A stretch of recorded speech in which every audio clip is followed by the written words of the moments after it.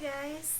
Hope you all had a great weekend. Lots going on this weekend. We had Valentine's Day yesterday, and then today, Happy President's Day. Hope you took your hopefully day off and got to use it, spend time with family, or if you had to work, earn some good money. Although I don't think anyone gets increase on President's Day. Darn. Anyway, welcome to week 6. We're moving along here. So, we are wrapping up the first of the 3 major sections in our class. We've got project number 1 due tomorrow at 5. So lucky you, today was a holiday, and so you get an extra day to work on that assignment. So, if you noticed, I believe I sent out an email Saturday evening about a couple things, one of which I may touch on later, but I talked about in the video last week. But I wanted to let you all know that the assignment page had gone up on Laulima. So please submit your project number 1 essay and your process memos there. If you have problems with it, for some reason it's met down or you can't get it to work, please do email it to me. Don't even email me asking if you can email it. Just go ahead and send it. That way there's no question as to whether you actually had it done on time. But either way, Laulima first, email if all else fails by 5 p.m. tomorrow. That's February 16th, 5 p.m. Alright? And with those, let me just say that I take about 2 weeks to get through a project, no matter how big my classes are. So give me about 2 weeks to get through those once they are submitted. And they'll be back before your next project is due. But for last week, I had a lot of fun with the video responses, watching some of those, and some little side joke comments with the affect and effect were going on. But let me just touch on some of those. You all did a great job, and I might end up borrowing some of the ideas that you presented in your video blogs for the grammar rules. I teach some of these rules in my English 100. This week we're going to be touching on comma usage, and I know someone had mentioned that a bit, and semicolons as well. So we had people who were doing really well with this, and so let me touch on those first, and then I'll kind of touch on if some people were missing the idea behind this. We had some lessons on apostrophes, which were really great. The whole it's, IT apostrophe S versus ITS, whether an apostrophe goes before or after an S, and the rules behind that, which are always helpful, and actually kind of rearrange some of my ideas on this a little bit. I had learned it slightly different, but I'm thinking that as English has evolved, this rule has been one of those things that's changed. And then we had a really good one, the IE versus EG rule. And this was from Joyce, and I really like the kind of mnemonic device with IE means in essence, and EG means example. So that was really good. Use those different kind of mnemonic devices you can come up with. They're always really helpful. If you saw the I before E rule, the long poem they tried to create there, which I'm never going to remember, but helpful nonetheless. And then Cherie with her crazy videos. I still don't know how you know how to do all this stuff, and I'm going to end up borrowing it at some point. But you talked about the comma rules and went through those on your little video with the person going like this. So that was kind of fun. And Nicole, you gave us quite a few. We had the affect and effect, which I know several of you touched on, and I'm thinking those will come up at other points during the semester. And yeah, that was your focus that time. And then we had a bunch from Jessica E., lay versus lie, comma splicing, and principal versus principal, right? So some of those slightly changed words. And, oh, a good one. on comma splices and comma usage. So this is where I might borrow from this week. If that was yours, you know who you are. And then our wonderful video on semicolons, which I already have talked about with my other class. But all really helpful videos, and I'm sure there was lots of overlap going on in your list of what you plan to lay out, the rules you plan to discuss in the other points of the semester where we do our grammar videos. So I highly encourage you all to watch each other's videos. I'm sure that some of these are rules that you have difficulty with already. So watch the videos, help each other out, and use the information there, and even some of the ways it's presented were really great. And then in the blog post, we were finishing up our last bit of work on our projects. So we had the dialogue, pulling out where you've had some difficulty formatting your dialogue. And a lot of you were getting this, and it was great. But the one thing I was noticing, there was some comments on, I don't have a lot of dialogue in my my snapshots. How do I remedy this? And I think one of the issues that trips people up, especially when you're talking about, dialogue in something that's supposed to be a memory. You go, well, I don't remember what I said when I was 7. So the one thing to remember is no one remembers what they said 5 minutes ago, 1 minute ago, let alone 15 years ago. So if you're trying to put dialogue into your story and you don't know anything to write, just remember, I have no way of knowing if this is really what you said 15, 10, 5, whatever, 5 days ago, 5 years ago. Make it up.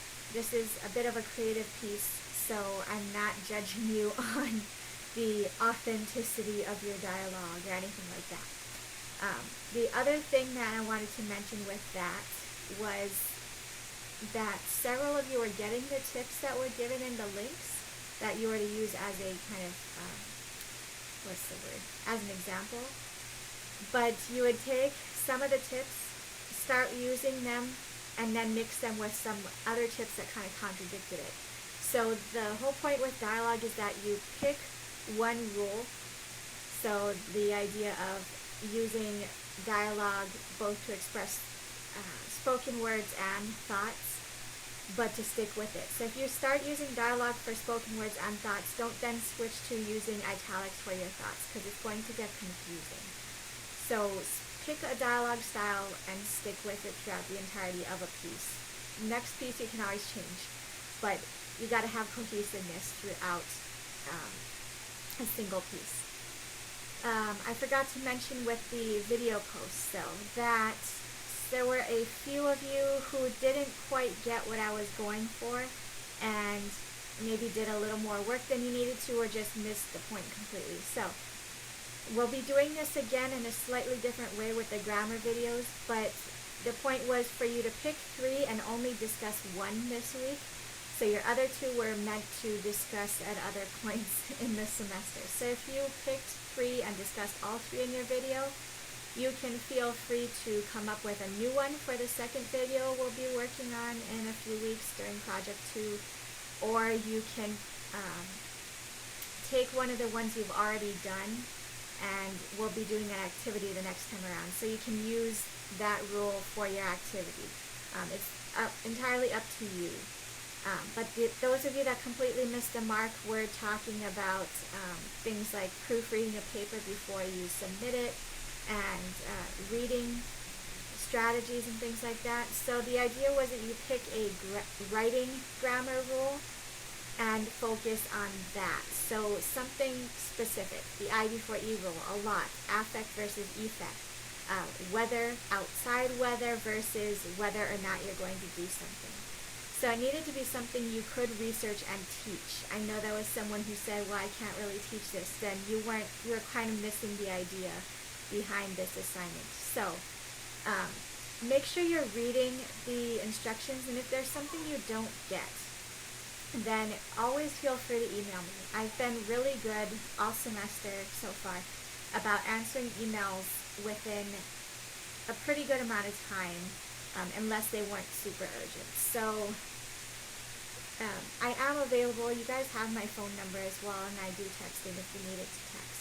But just keep in mind that not understanding the instructions is not always going to fly for an assignment.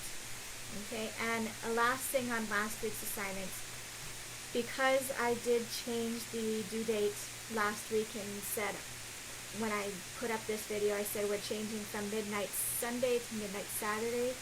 There were maybe 3 people who submitted on Sunday. So for this week and this week only, I am going to let that fly, and you will be given full credit. But please make sure you are checking the assignments when they go up. If you are subscribing to the class page, you should get an email when I post the assignments on a Monday or a Sunday, whatever day they go up in the beginning of the week. Just stay on top of that so that I don't tell you I'm not accepting your assignment because it was after the due date that was posted earlier this week. Okay? So, let's see. That was last week. And so that kind of shuts down that first project here. Looking forward to reading those. But now we move on to project number 2. So we're spending about 4 or 5 weeks on each project if you haven't figured that out. So project 2, we're shifting gears from project 1 that asked you to look at how media affected your personal life. We did a lot more creative writing here, and now we're going to shift into the academic realm, writing what's called a rhetorical analysis. So you're going to have to do a bit of research and analyzing to understand what rhetoric is here. But a quick summary, rhetoric is simply how we say something, right? So if you think about it this way, if you were asking your best friend for $20, you would ask them for money very differently than how you would ask your parents for money, right? Your parents, you have to be very persuasive, and I know some of you are parents, so you might have this from your kids already. I did my chores. I babysat for you the other night. I did my homework. My room is clean. Look at all these things. Don't I deserve some money? Versus your friend, it's more like, hey, can I have $20? I'll pay you back. Okay, sure. Right? Depending on your friend, anyway. So thinking about how we get our message across. And the fancy Greek definition for rhetoric is the available means of persuasion. So how you use your words, your body language, facial expression, tone of voice, and everything within your power to control to get a message across and to persuade someone of something, right? So the best place to look for this kind of a thing, if you can see where the track of our class is going, is advertising, right? Advertising is all about convincing an audience, mainly us, to do something, to buy something, to think a certain way, that kind of stuff, right? So this first paper then is going to ask you to look at how advertising uses different rhetorical techniques to get us to do whatever it is they want us to do, okay? So if you look at our second essay prompt, project number 2 essay prompt that will be going up once this video is done, I am asking you to pick a piece of advertising, and you will have this done by the end of this week. You're going to pick a piece of advertising and look at how it's doing what it's doing. And we're going to ask 3 questions as we each look at whatever advertisements we choose. So the 3 major questions are: what is happening in this video, this ad, whatever it might be? How is it happening? And why does it even matter? What's the point? Okay, so with the what question, this is the understanding rhetorical context question. And if you look at the assignment prompt, we use an acronym here called SOAPS. So SOAPS stands for speaker, occasion, audience, purpose, and subject. So this is just understanding the basics of whatever ad you happen to choose. So understanding the speaker, right? Who is it that's creating this thing? Knowing if it's coming from a company, if it's for a product, if it's for a nonprofit, that kind of thing. The occasion, why are they talking about this? What's the historical time period? When was it released? Some of you are doing this, I know, when we looked at ads. I think this was last weekend. Several of you had Super Bowl ads and things like that. And someone had a Dove ad where they actually did this. They said this is from a few years back, and said the importance of the time period. The audience, who are they? Who is the ad aimed towards, and how is the message being delivered to them? So you can think the audience isn't always going to be everyone, right? It could be aimed at children, it could be aimed at teenagers, it could be aimed at adults, it could be aimed at senior citizens, men, women, any sort of audience you could think of. Where was the audience? The purpose. Do they want you to buy a product? Do they want you to be loyal to their company? Do they want you to do something or not do something, right? And then just the subject itself. What is this ad about? So you're not necessarily going to do all that other stuff and then talk about what the ad's about, but these are the things you would cover, right? The second major question, you got the what, now you got the how. This is a rhetorical analysis. So we'll be talking about Aristotle's appeals of ethos, pathos, and logos, how emotion, logic, and facts, and the credibility of a company, product, whatever it might be, play into the whole advertisement and the message it gives and all of that stuff. And then we're going to look also at the visual cues. So the ad that you choose, again, is going to be visual in some way, shape, or form, or audio, right? Whether you hear it on the radio, you see it in a video, you go into a store and there's a magazine. So you got to think about things outside of just the words, right? So like the colors that are used, the font that's used, if it's on the radio, the tone of voice, the sounds that are being played. Okay, so think about the multimedia stuff that's going on in this ad. And the thing to remember is that I think this was with Nicole's Head and Shoulders ad a couple weeks ago. There was a lot of, I don't know if this was intentional, it might have been someone else's ad, but someone asked me, I don't know if this was intentional, but this is what I got. Advertisement agencies know what they're doing, right? Every choice that they make, whether they choose a baby blue or a sky blue, whether they choose soothing music or rock and roll, they all have a meaning and a purpose behind it. So there's really no such thing as over-analyzing an ad, which is good in your case. You can go a little crazy, and I won't say, well, you're reaching a bit far there, because I don't think you can. And then the next one, you got the what, the how, and the last question will be the why. This is having to go back to that hegemonic and ideological structure stuff from the beginning of the semester, looking at the gender techniques, the racial techniques, and the effects that all of these things that they might be doing have on society and on us, right?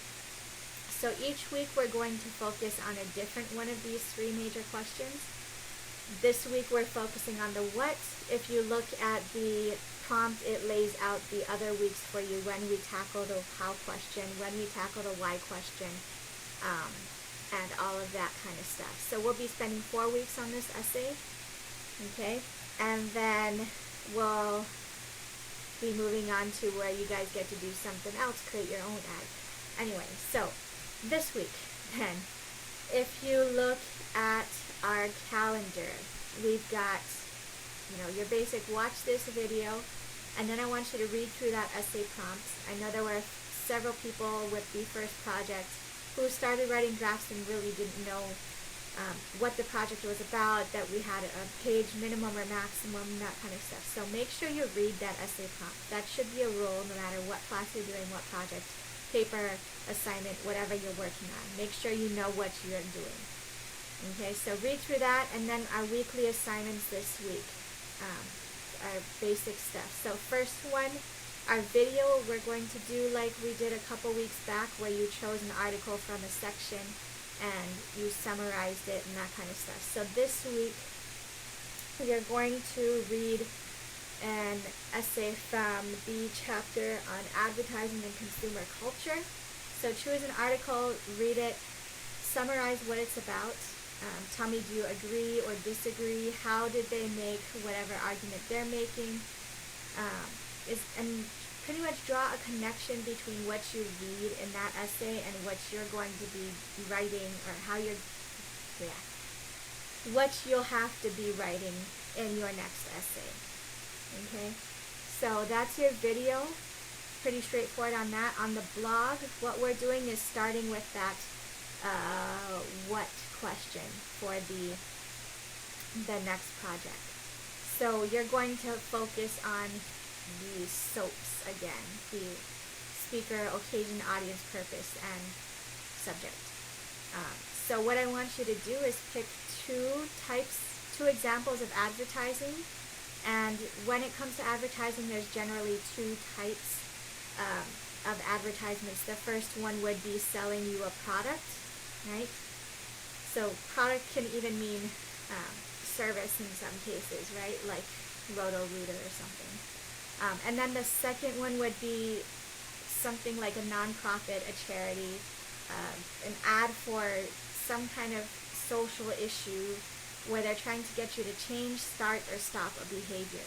So I'm not talking about like Nicorette trying to get you to stop smoking. They're selling you their products. They're not really trying to get you to do something.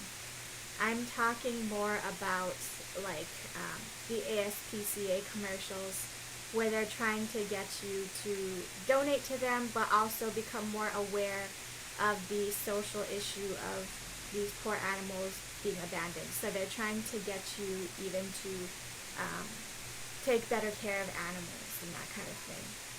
But one of the ones that really comes to mind, I forget what channel I see these pop up on. I want to say it's NBC. But there is a series of commercials for values, where they'll show, I think one of them is like a woman or a man, someone standing outside, it's raining, and they offer an umbrella.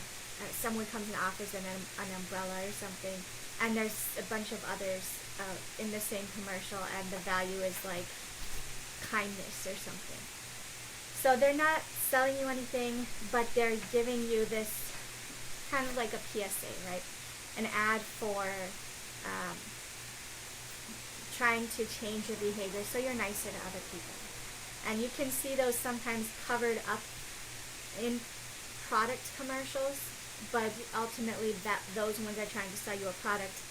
The PSAs are trying to get you to be nicer to others, stop drunk driving, that kind of thing. So you will pick two examples of advertising, one of each, so one product and one nonprofit behavior, nonprofit charity, social issue, behavior changing kind of ad, and then break it down with the SOAPs things. So looking at the speaker, the occasion, the audience, purpose, and the subject. This is getting you to practice for the what question in that first project. Okay, so look at the blog post for more details on that. Last thing for this week is that by the end of this week, I want you to have picked out your ad that you'd like to look at for your next paper. So I will not necessarily hold you to this ad where you're locked in for good, but I don't want you to just pick something random and say, well, I'm just going to choose this for now and change later. Really think through what you're choosing, what I'm asking you to do, and pick something you think would be really fruitful as far as the ad goes and what I'm asking you to do with it. Okay? So let's see. So those are the assignments for this week. Watch this video, read the essay prompt, do your blog and video response, and pick your ad for next week. And one last thing with that, if you are stuck, you don't know what ad you want to do, definitely use the blogs, especially the video ones, and anytime someone has posted an example of an ad in whether it be the video or the blog post themselves, use those as inspiration if you don't have something to choose. Look through what people have already put up, and you're welcome to choose one of those for your essay. Okay? So, just a reminder, these assignments are now due Saturdays. And again, last week, because I changed the due date on us, if you did not get it up until Sunday, you have a free pass this week. You're welcome. But now we're going to try to get these in on time. Everything. Okay? I'm getting a bit frustrated by the numerous times I'm getting emails from people asking, I forgot to turn it in, can I have an extension? So just remember, midnight Saturdays. Okay? We're going to stick with that from now on. Alright, I don't think I have anything else for you here, so if you have questions, again, please email me, text me, phone me, whatever you want to do, and I will get around to answering them. By the way, last week's video ended with me having half and half wall painted, so now it's pretty much got another wall and a half to go in here, so, but for you guys it looks fully painted, except for that part over there. So anyway, I will see you all next week and look forward to reading your first projects and getting started on those. So have a great rest of your President's Day and a great week. See you next week.